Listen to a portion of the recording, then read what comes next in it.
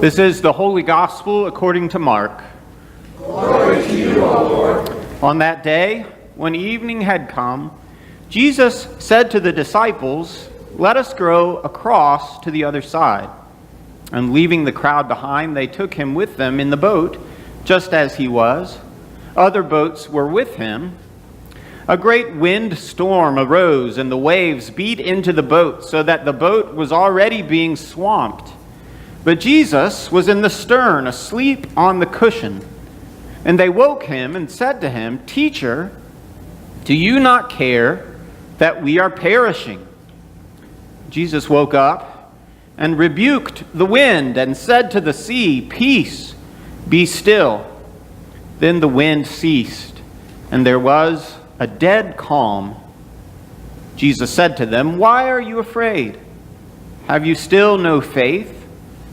And they were filled with great awe and said to one another, "Who then is this, that even the wind and the sea obey him?"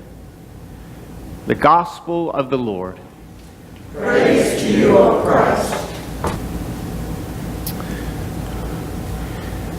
This past week, I was at confirmation camp with some of our youth from Zion and other youth from the Carolinas, and I did not get caught out in a frightful windstorm. I did not. However, I did find myself on a boat. A kayak, actually, an open kayak. We rode these kayaks around when we were out on a service project, outing to clean up a river, the French Broad River there in the Asheville area. We rode these kayaks and canoes around the river to pick up the trash from the edges to help beautify this little stretch of God's creation there. Our guide from Asheville Greenworks, the organization we were working with, said a couple of important things to us before we started this trip down the river. One thing he said was, these kayaks you're going to be riding in are nearly impossible to tip over. And that gave me a lot of confidence. Maybe a little too much confidence. And one of the other things he said was, some of you may fall in the river today, and that'll be okay. And if you fall in the river, I'm just going to laugh at you.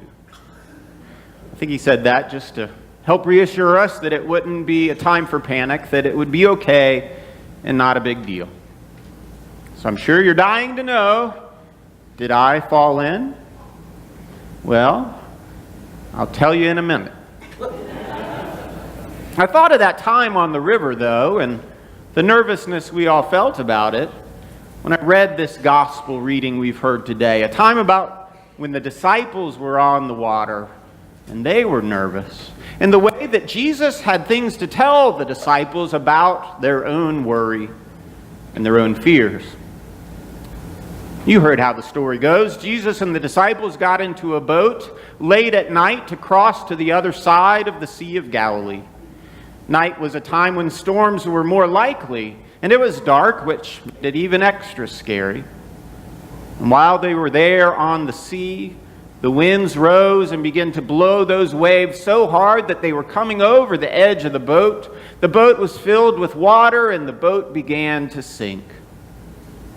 All the while, somehow, Jesus was in the back of the boat, sleeping. And in their desperation and their fears, the disciples came to him and woke him up and said, "Teacher, do you not care that we are perishing?" That's the verse of the story for me. There in verse 38, don't you care that we are perishing? Don't you care that we are perishing? It sounds like both a plea and an accusation, doesn't it? It's a plea, help us, Lord. And it's an accusation, don't you care?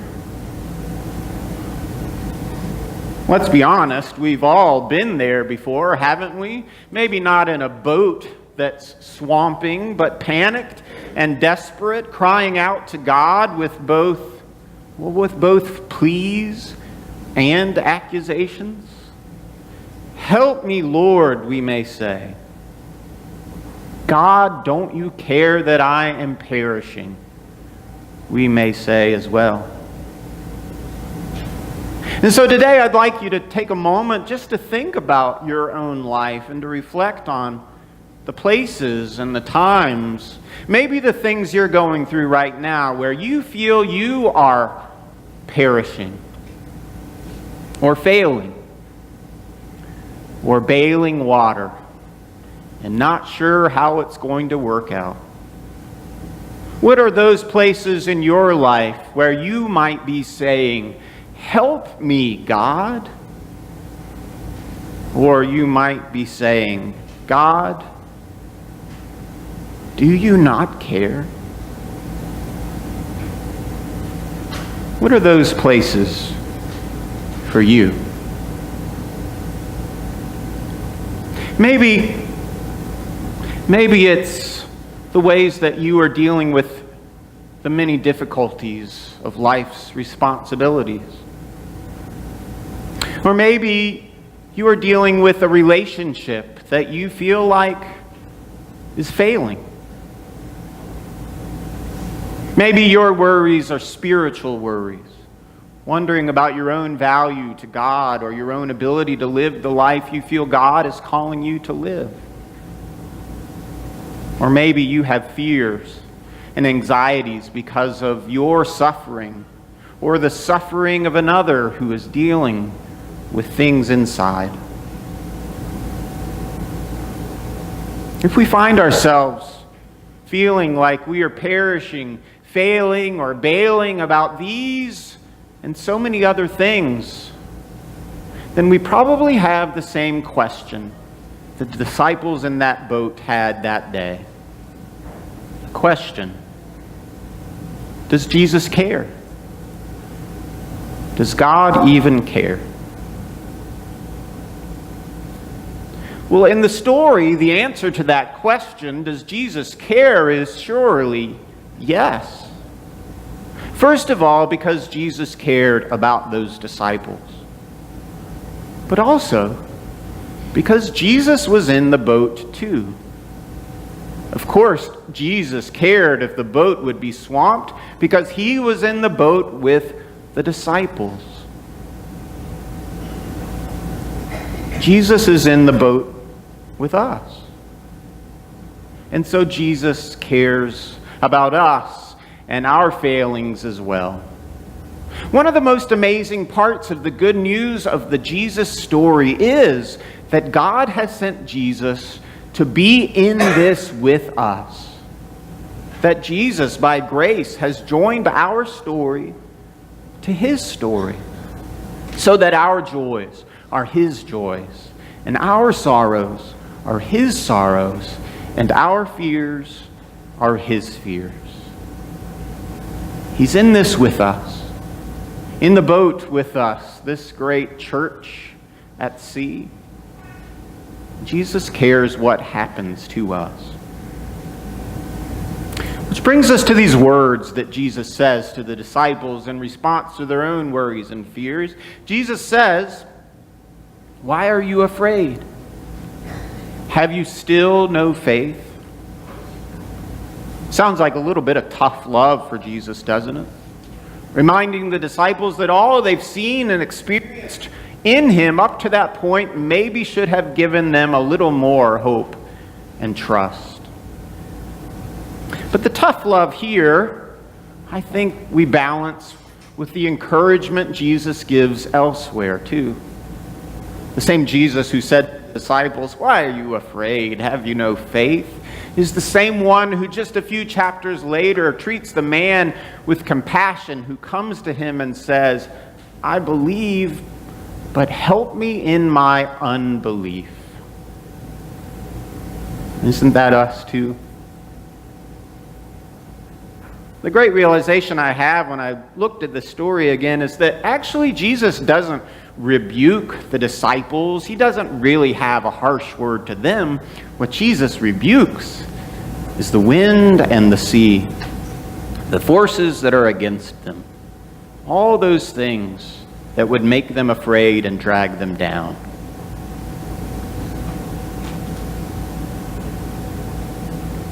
Jesus then questioned to the disciples, "Are you afraid?